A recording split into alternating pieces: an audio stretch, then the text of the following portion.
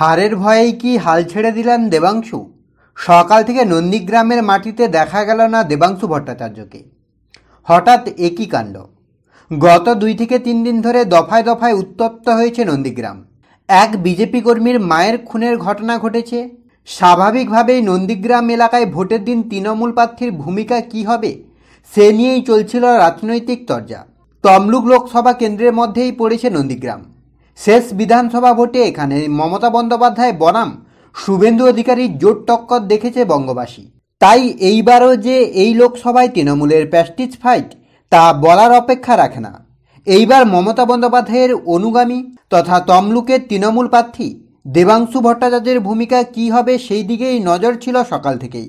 অন্যদিকে তার বিরুদ্ধে লড়ছেন বিজেপি হেভিওয়েট প্রার্থী তথা কলকাতা হাইকোর্টের অবসরপ্রাপ্ত প্রাক্তন বিচারপতি অভিজিৎ গাঙ্গুলি।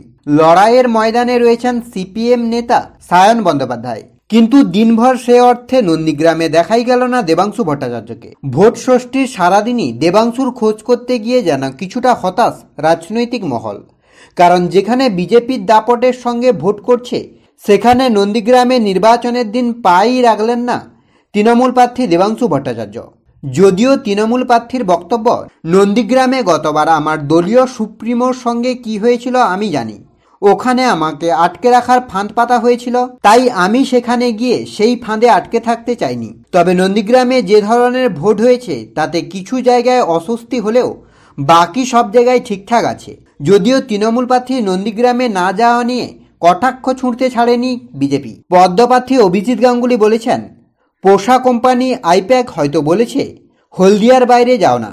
উনি হয়তো একটি জায়গাকেই ভালোবাসেন, বাকি জায়গাগুলিকে ভালোবাসেন না।